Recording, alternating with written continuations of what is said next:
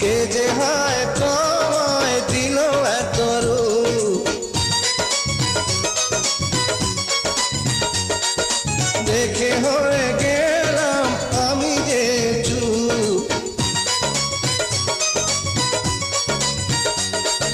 তোমারই জন্য করেছি সাজ, হইও না গো পাগল বন্ধু আজ। তুমি আছো আমার এই